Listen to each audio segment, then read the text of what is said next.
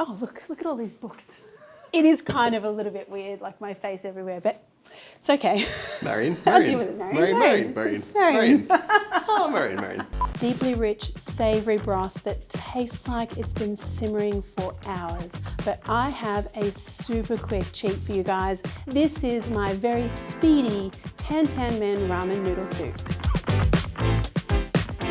So ramen noodle soup that you can make in like literally minutes. This is the kind of recipe, the kind of technique that I'm including in my brand new cookbook, Just as Delicious. Now, when I started out making videos like years ago, the point was I wanted to show just how beautiful and joyful cooking can be, but I think to do that you need to know the reason why you're doing things. So for me, knowing different techniques, knowing different tips, having these like, you know, keeper recipes, for me as a cook is what I really love. So when I made my cookbooks, I wanted to do the same thing. I wanted to curate all the amazing techniques, the recipes that you guys love, and pop them all into my books. Now, this is the companion book to Always Delicious. I just couldn't fit everything into one book. So we have, again, more amazing techniques in here. I have included step-by-step so you can visually see exactly what you should be doing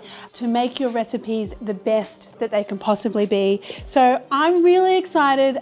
This is the kind of thing that I literally live for. If you head to my website, you will find a really awesome deal that my team has put together for you. And I just want to say thanks to you guys, because without you guys supporting and following my channel, things like this just would not be possible. So thank you, and I hope you love these recipes as much as I do.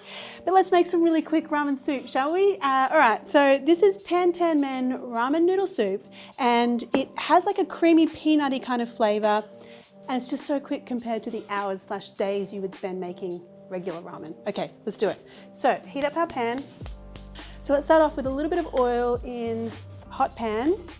First of all, we are making like the porky topping part of this dish. So I'm gonna go in here with some garlic and some pork mince. I love how the ingredients for this dish are really simple too. Mince, garlic, a lot of pantry staples. Not overly complicated, but so delicious. And some ginger here as well. And here I've got some dobenjiang. Now, this is a fermented chili and broad bean paste. You guys who have been following my channel for a while probably have a lot of this stuff in your pantry because I love it. Look, if you would like to use a substitute, you could use some gochujang, you could use a little bit of sambal olik.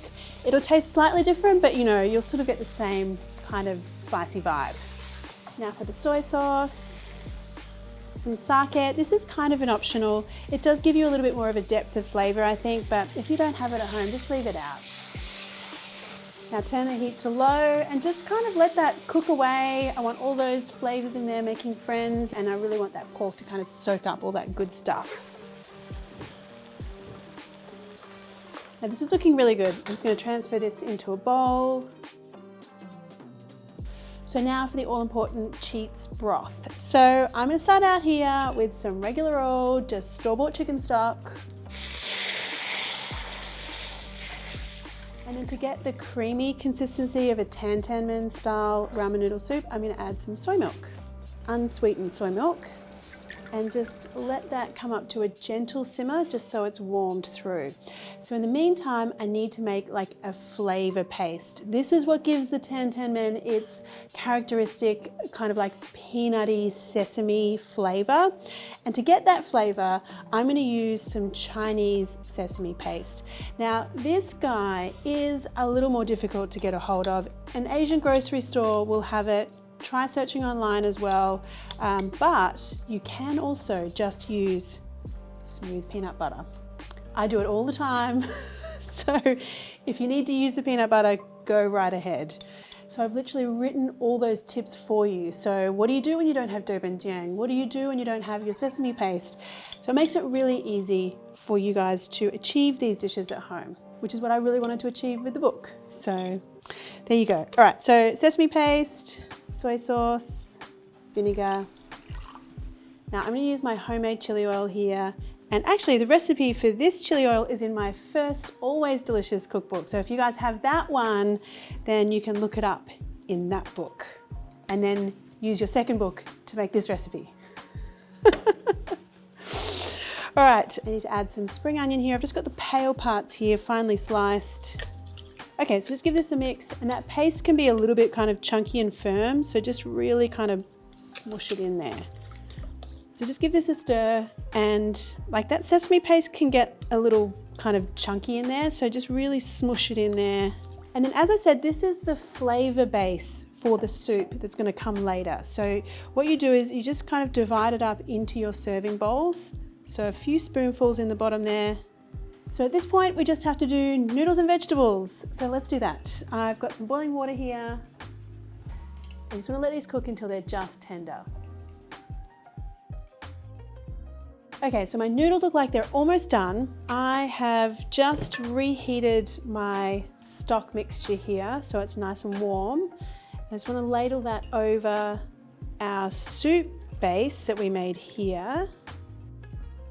Just give that a mix to incorporate that paste. Oh, I can already smell that like nutty sesame kind of flavor. Okay, noodles look good. Shake them out, just pop them straight into your soup. And really quickly, while everything's just sitting there, I'm gonna grab some baby spinach. You could use some bok choy or pak choy as well. Drop that into your noodle water. They just need a couple of seconds. They're nice and green and fresh. Put that into your bowl, and then spoon in your spicy pork. Oh, look at that red chili oil just spreading out there. And then just a little half an egg there. And there you go, guys, like literally record-breaking time for a ramen noodle soup. And it's like the depth of flavor here, you will not believe. Like when you try this soup, you're gonna be like, holy crap, I made that in like next to no time at all. Like literally, it's mind-blowing. All right, let me get in here, guys, because like I, for one, am very excited. This soup, oh. I mean, it's like creamy, peanutty, savory. It really does taste like you've been simmering it for so many hours. Oh, so good. Let's get some noodles. I love a noodle, always love a noodle. Oh, I just love this kind of dish. I love the fact that I just want to take this now, be by myself on the couch, away from everyone, and literally just slurp all of that. But before I do that, let me just remind you, this recipe and so many other amazing recipes that I love, that you love, are in my new book, Just as Delicious. And I have a very special deal on my website just for you guys. So head there, check it out, please. I hope you love it as much as I do. And yeah, happy noodling. Hey guys, if you enjoyed that video, I would love it if you subscribe to my channel. Hit the subscribe button and the little bell so you get notified every time I'm eating ramen or cooking something delicious or doing other fun things that I do on my channel. How many fun things do I do on my channel? I do lots of fun things. They're just as delicious, all the things. They're really great. Subscribe.